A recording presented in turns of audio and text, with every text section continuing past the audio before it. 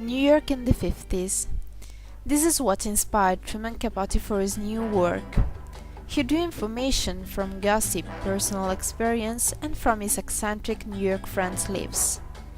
Holly's story arc, in which she escapes an impoverished childhood in the rural South to reinvent herself as a New York sophisticated girl, resembles Capote's mother's life. But Holly is also a projection of the author himself, a vehicle through which Capote explored his own struggles with social convention, depression, and this need for permanence and stability. Capote's novella was adapted for the screen by George Axelrod, who sanitized the work for a mainstream audience by altering plot and character details. Most notably, the screenplay reshaped Capote's complex narrative about sexual ambiguity into a conventional heterosexual love story. Released in 1961, the film version of Breakfast at Tiffany's was a start vehicle for Audrey Hepburn.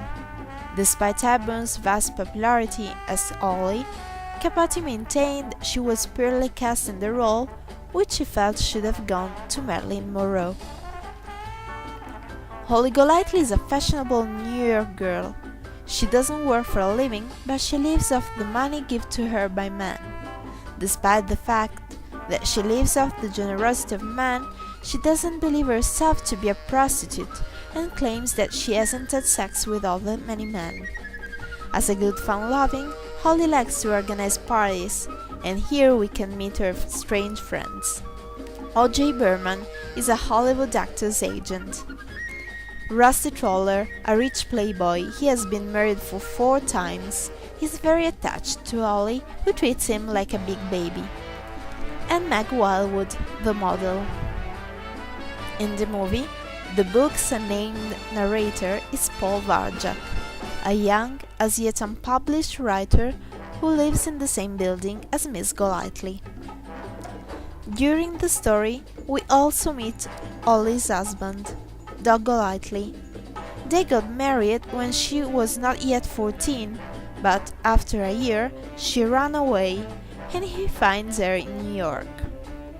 Doc wants Holly to return to Tulip with him, but she explains that that will not be possible. Holly can be considered as a social climber. In fact, after the marriage of Rusty and Meg, she was looking for another rich man to marry. Here you are, José da Silva Pereira, a Brazilian diplomat who takes up first with Meg and later with Holly. When he invites Holly to go back with him to Rio, she has every expectation of marrying him. But after a scandal and Holly's arrest, José leaves her with a letter. You read to me, will you, darling? I don't think I'm quite there. Sure you want me to? Mm-hmm. Okay. My dearest little girl, I have loved you knowing you are not as others, but conceive of my despair upon discovering in such a brutal and public style how very different you are from the manner of woman a man of my position could hope to make his wife. I grieve for the disgrace of your present circumstances, and I do not find it in my heart to add my condemn to the condemn that surrounds you.